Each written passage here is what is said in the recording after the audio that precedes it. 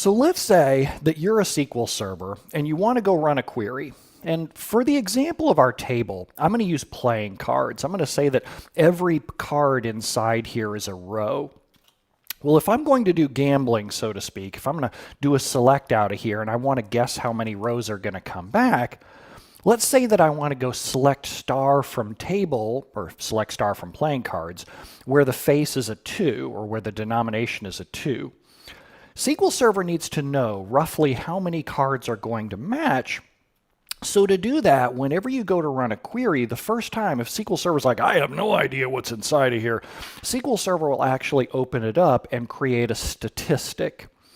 A statistic is one 8K page that SQL Server uses to describe the data that's inside these. So I'm going to go create a statistic now, just like SQL Server would. I'm going to say denomination. And then what SQL Server has to do is it has to go through and read these and put them into piles. So let's see here. I have 4 2s. I have 4 3s, 4 4s, 4 5s, 4 6s, 4 7s, 4 8s, 4 9s, and 4 10s. So let's go write out our statistics. Now, building statistics is a lot of reads. You have to read the entire table, or I'll talk about a shortcut here in a while, or I have to sample it. But there's a whole lot of reads going on, but it's only one 8K page that we have to write. So I'm going to say 2s, we have 4 of those. 3s, we have 4 of those. 4s, we have 4. 5s, 6s, 7s, whoops, corruption already. 9 and 10s, we have 4. So now I know roughly how many of each denomination I'm going to find. Also, let's say that I also want to know about the hearts and clubs and spades and all those. That's a different attribute of our data. I might also make a statistic on suit. I might say that for hearts, we have 9 of those. Now this is when my art starts to suck. And this is where I accidentally draw all kinds of nasty, terrible things. My wife said that my clubs look like chickens. And then diamonds, we have 9 of those as well. So okay, so now I've got these statistics that I can use whenever I want to go run a query against the table. If I want to go run a query and I want to say select star from DBO playing cards where numbers equals 2, then I know even before I reach into here, if I go over and look at my statistics, this is what SQL Server uses in order to build query plans. When you go to build a query plan, you only look at these. You're not allowed to look in here. So right now, if I go to write that query, select star from playing cards where number equals 2, I can guess that the estimated number of rows inside there is going to be 4. And sure enough, when I go to run it, it's 4. Now that works all well and good if your table is completely read-only. But let's say that it's not. Let's say that someone does an insert. If someone does an insert into our table, and then we go to guess how many rows are going to come back where number equals 2, we're going to still estimate that there are 4 rows that come back, even though if I go to look, now there are 4 2s inside of here. And same thing if I go to query how many hearts are in my cards. If I go back and look to see how many hearts I think are going to be in my cards, I'd say, well, I think there's going to be about 9 of them, but I'm going to be incorrect. And the more that people insert data into my table, if we insert a few more rows, then the data may become even more incorrect. Select star from cards where number equals 2. Okay, there's going to be about 4 inside here. Well, oh man, now I'm not even close. So SQL Server needs to keep these statistics up to date. it won't do it in real time. It doesn't continuously change these things every time somebody does an insert, update, or delete. That would be too much contention and blocking around this page. So depending on your version of SQL Server and the size of your tables, SQL Server will start to update your statistics more often. Generally speaking, you'll hear stuff out there that whenever about 20% of the data in the table changes, then SQL Server is going to take a breather and go update the statistics. That 20% number grows smaller with newer versions of SQL Server and with larger tables.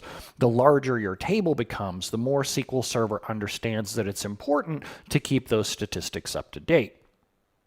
Now, you don't have to wait for SQL Server to do it automatically either. You don't have to wait for SQL Server to watch for changes to this.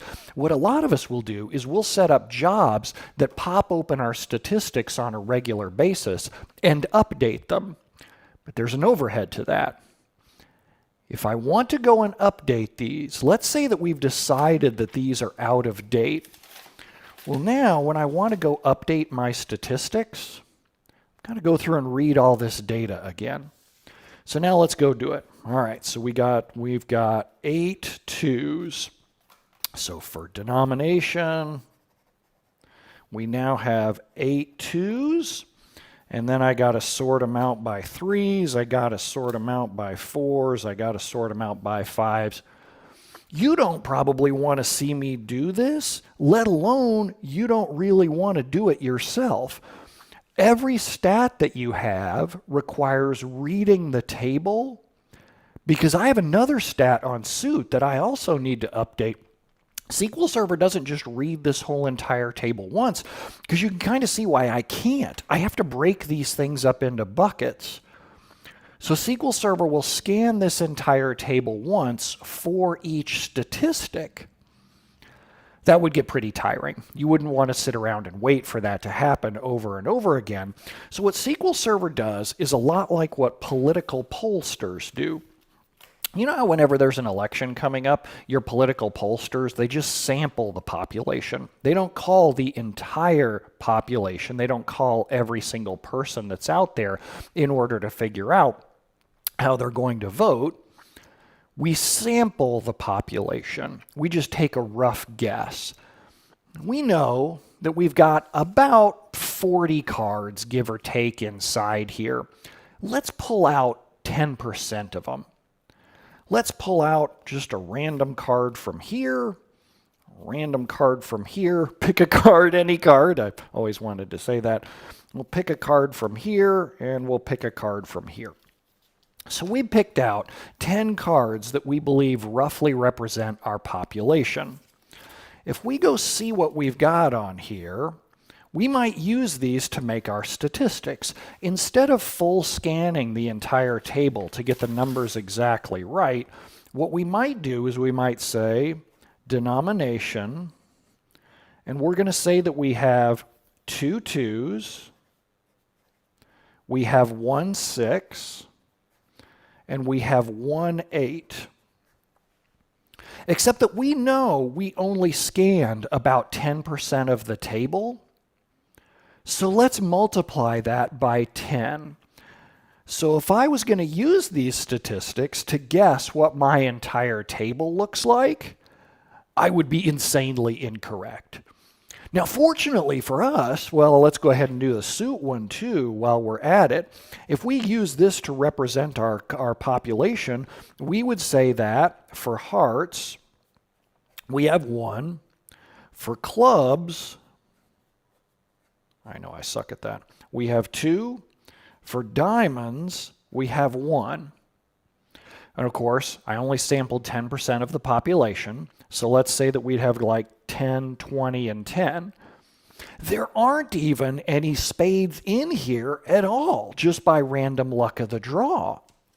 So if you just use these sampled statistics in order to guess how the entire population would look, you'd get some query plans that may not be very accurate. And plus, if you use that technique with every time you update statistics, guess what happens the next time that I pull out 4 cards? If I pull out another 4 random cards, They may nowhere near represent the same thing. My stats may change dramatically every single time they get updated if I do sampling. Now, depending on how big your population is and how diverse it is and how many outliers you have, sampling might actually be okay. For other applications, you may want to actually read every single row in the entire table every time that you update statistics. But you just have to do the balance of how exactly correct do these need to be, and how long are you willing to tolerate waiting for your statistics to be updated? Is it bad if your query plans are way out of date if you've been changing this data? A classic example of this is data warehouses, where every night we load a bunch of brand new data, and then what do you do in a data warehouse? You immediately query the data you just loaded. For example, you load last night's sales into the table, and then you go query for last night's sales. But if you look over at the statistics wouldn't reflect last night's sales until you updated the statistics to account for your brand new loaded data. That's why it's often common in data warehouse type scenarios that whenever you get done doing a load, you also update statistics so that as your users come in the next morning, they have absolutely perfect query plans that match the brand new data that you just loaded. Sometimes you'll see people doing very frequent index maintenance, and index maintenance is essentially making sure that all these cards are in nice order. For example, let's say that I was ordering these by the denomination of the card. I'd be shuffling things around in order to put them into the right order. This is what your defragmentation jobs do. They're trying to lump data into the right order so that when you go and seek for them, they're much faster. When you rebuild indexes like this, if you do rebuilds, when you rebuild your indexes, SQL Server has to touch every page. So at the time you do index rebuilds, SQL Server also updates the statistics with full scan, because after all, he had to touch every single row in the table. It's the perfect time to update our statistics with full scan. That's a benefit that you get of rebuilding your indexes.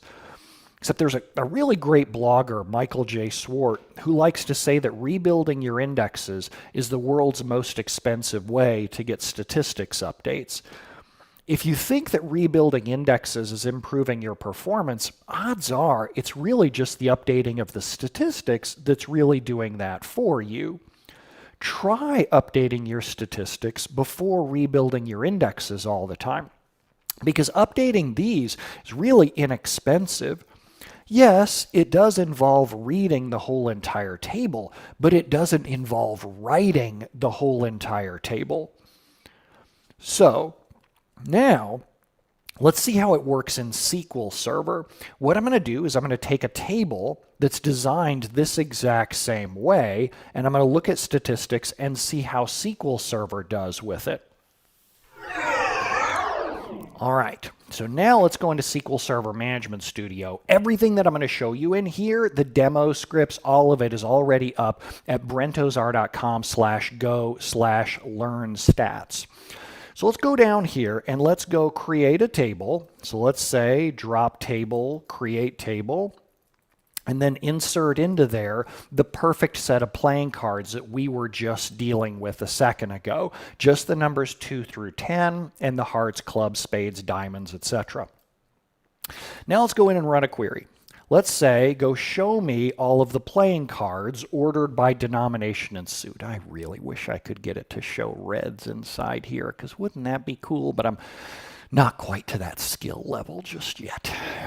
So here we got my stuff, all my 2s, my 3s, and so forth. You can see that I only have 2 hearts or 4 2s, that I only have 4 2s. What if I go and try to run a query saying, just show me all of the 2s? How does SQL Server know how many 2s there are? Well, when you create an index on, say, denomination, SQL Server also creates statistics on exactly the same column. I created an index on denomination just now when I flew through this. Now SQL Server goes, all right, here's what I know. There are 36, I always use a guy's voice for SQL Server because he's dumb and stubborn and he refuses to ask for directions. He's all, trust me, I got this, when he doesn't usually got this. SQL Server says, well, there were 36 rows in the table at the time that I sampled it, and I sampled all of them because there's not a lot of stats inside, or not a lot of rows inside here. So here, it looks like we've got a histogram with only 5 buckets in it. It looks like maybe SQL Server only tracked the 2s, the 4s, the 6s, the 8s, and the 10s. But he didn't. He actually tracked all nine numbers on the cards, and it's really neat how he did it. This first bucket represents all of the numbers up to 2, and including 2. SQL Server says, well, for the numbers range up to 2, there are exactly 4 rows equal to 2. There's nobody else, just the 2s, and that's it. Now, between 2 and 4, like greater than 2 and up to including 4, there are, for the 4s, there are 4 rows equal to 4. Then there are, I probably don't need to keep that voice up the entire time. There are 4 rows inside that range above and beyond the 4s. And the other 4 rows inside that range would obviously have to be 3s, because that's the only other thing in the range higher than 2 and up to 4. So if you pick any number from 2 to 10, SQL Server can be fairly confident that there are 4 cards that match. Same thing with suits. If I look at the statistics by suit, because I also created an index on suit, SQL Server knows that there are 36 rows inside here. It knows that there are 9 clubs, 9 spades, 9 hearts, and 9 diamonds. Doesn't really know about the combinations yet. So if I go in and start running other queries, we'll start looking at, say, select star from the number of rows where denomination equals 2. There are 4 rows that have denomination equals 2. If I look at the execution plan, you see how it says 4 of 4? What that means is we brought back 4 rows of unexpected 4. Another way to see this is to hold your mouse over the table scan and look at estimated number of rows versus actual rows. So if I look over here, it says estimated number of rows each time that I do this is 4. Actual number of rows is 4. So far, so good. Estimates versus actual are really useful for when you're trying to guess how much memory is going to be required, whether you should do seeks or scans, which tables should be processed first in an execution plan.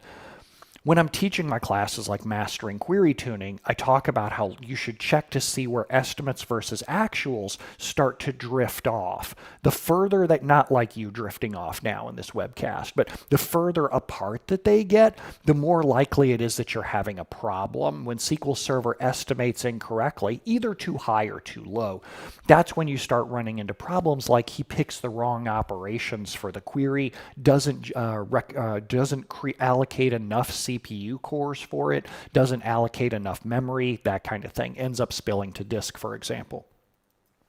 So right now, he was able to accurately estimate that 4 rows were going to come back. But what happens if we change the query? What happens if I say, go show me all the playing cards where denomination equals 2 and the suit is a heart? There's only 1 2 of hearts, right? 2 of hearts. 2 hearts that beat as one.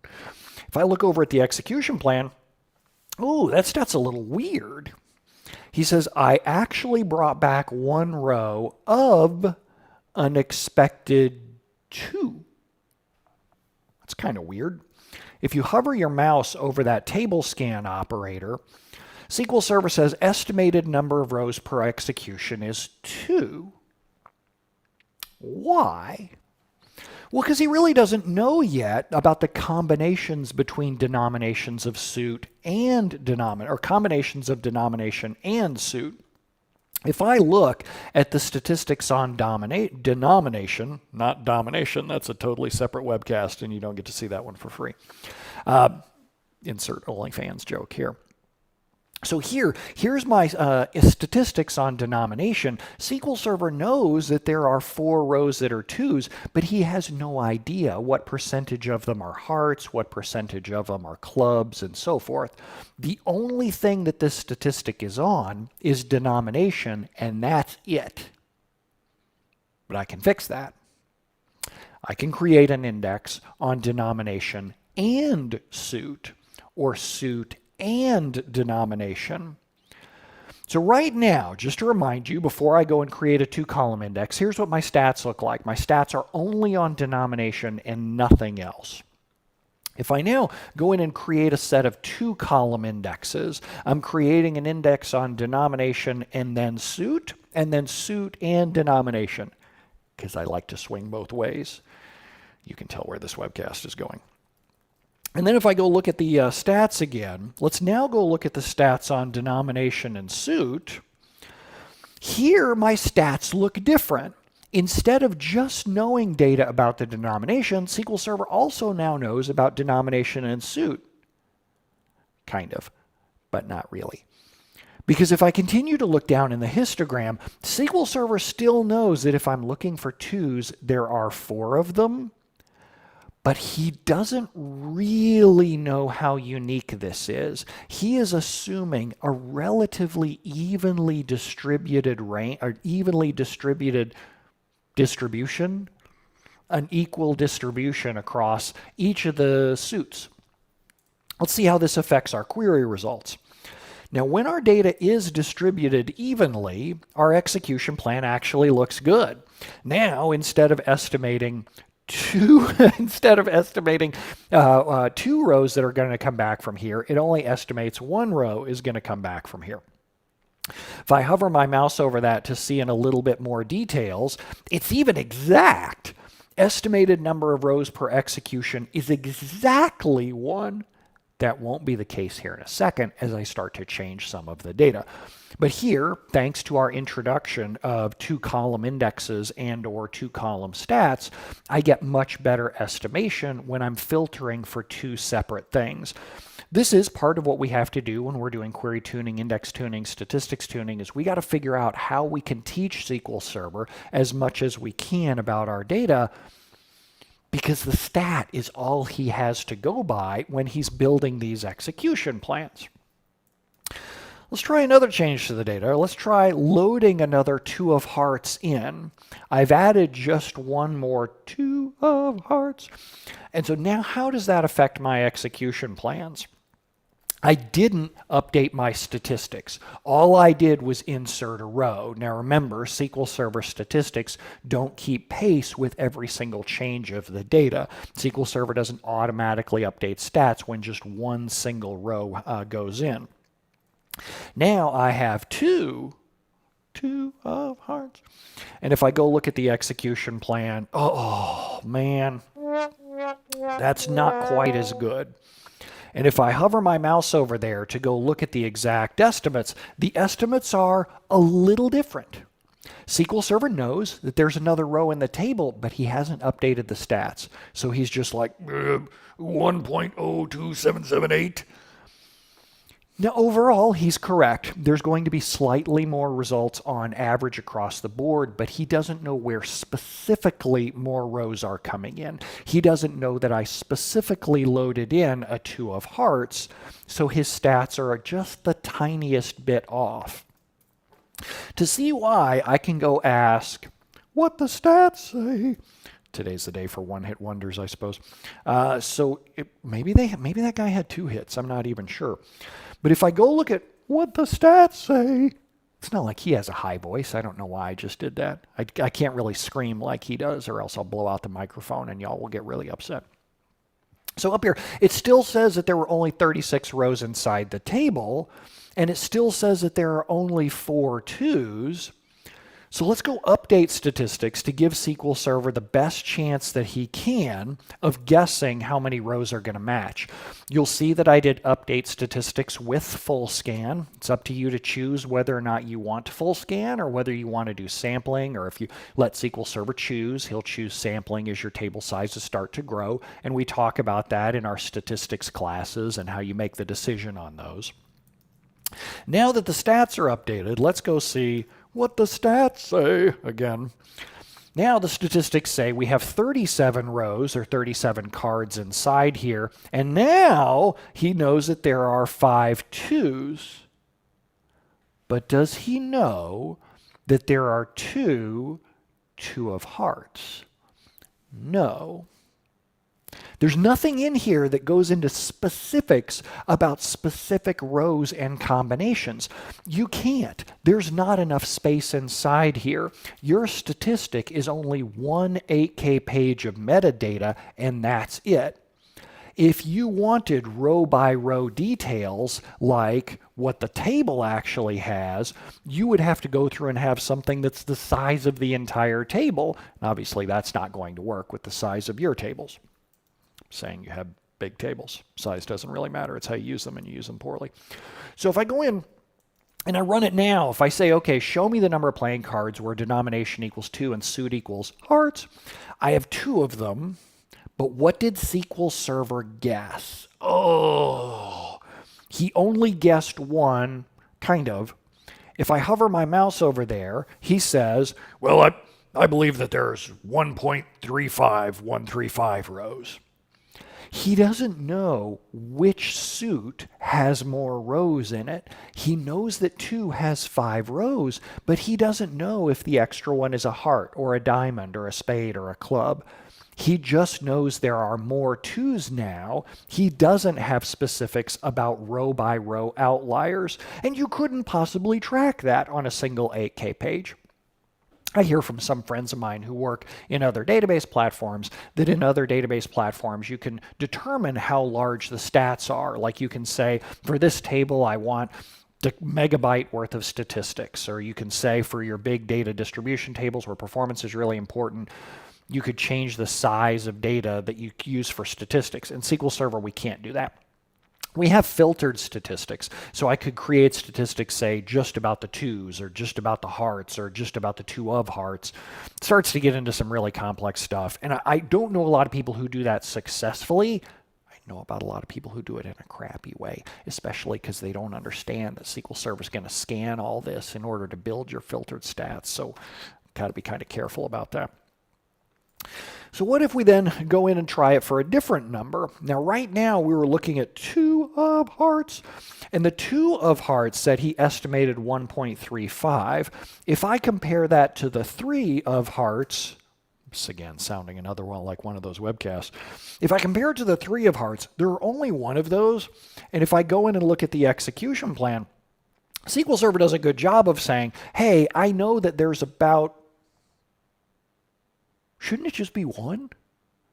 We know that there are 4 3s, and we even have statistics on both index and suit, but that doesn't say exactly 1. Well, this also plays into something I talk about in mastering query tuning. I'm really only worried about estimates errors when I'm more than 10x off. Like if it estimated 1 row came back, but 200 rows came back, we're probably going to run into a problem as we start to join this object to other objects. I mean, you'd be surprised how well SQL Server can recover from cardinality estimation errors that are less than 10x off. SQL Server still does a decent enough job about being flexible on its plans. And when I say flexible on its plans don't change once the plan is compiled. I mean, the shape of the plan, that is what it is. If SQL Server brings back way more rows than he expected, he's not going to go rejuggle the shape of the plan, which again, other databases may do. SQL Server doesn't do, at least not yet. Which is kind of odd because if I look, SQL Server even knew, if I go back to the stats, SQL Server knew when it was going into here, SQL Server looked at this histogram bucket and said, well, for everything in between 2 and 4, there are 4 rows equal to 4, and there are 4 other rows inside that range. 4 in the range means in between 2 and 4, which obviously that's only 3s. Why wouldn't SQL Server guess exactly 1? Well, he doesn't know that your data is evenly distributed across 4 suits. Now, when you think about playing cards, you probably think about saying, well, I know that for every one number, there's only one suit. Like there's only one 2 of hearts, or there's only one 3 of diamonds. You can tell SQL Server that too. That's called a constraint. You can implement constraints on your data. Again, not restraints. That's a totally different webcast over on my OnlyFans. But you can implement constraints on your data, and that will tell SQL Server what to expect. That's really useful when you know something is going to be unique or when combinations of things are going to be unique. But then also you can't violate that. You wouldn't be able to put 2 of hearts in there. SQL Server would stop you at runtime saying, I'm sorry, Dave, I'm afraid I can't do that. Speaking of which, let's go through Wild and Crazy and let's make all of the 2s be hearts. So I've executed this now and all 5 of our rows were affected. If I go in and ask, hey SQL Server, how many 2 of hearts do I have? Remember, I didn't update enough rows to hit our threshold of a whole lot of rows being updated. So SQL Server just flat out doesn't know that all the rows that I updated have all gone hearts now, and our updates get our estimates get exceedingly weird. This is just like that data warehouse loading process that I talked about. If you're changing a bunch of data every night and then you immediately go in and query that exact same data, your estimates are going to suck. It's up to you to be proactive and say, well, the data that I just really care about changed a lot, so I should probably go update my statistics, and then when I go to run queries about, say, last night's data, then I'm going to get beautiful. What? I don't get beautiful estimates. Hold on, why not? Because let's update our statistics again with full scan just to make sure. And then let's go look at the statistics. If I look at the statistics by denomination and suit, what you're looking at here is all SQL Server knows. SQL Server knows that you have 2 rows equal to 5, and he knows what the average distribution is across any denomination and suit combo. But he doesn't know that there's an outlier here for number 2. It's another interesting joke for my OnlyFans channel. Here, SQL Server just knows that there are 5 rows equal to 2. It doesn't know that they're all hearts. There's not enough space in here in the histogram to describe your outliers. Everyone else's data is kind of evenly skewed, kind of. But if I go back and run that select again to see what SQL Server estimates, SQL Server estimates that, come and zoom in here a little, if I want to find all the 2s that are hearts, SQL Server just estimates that there's going to be 1.756 rows.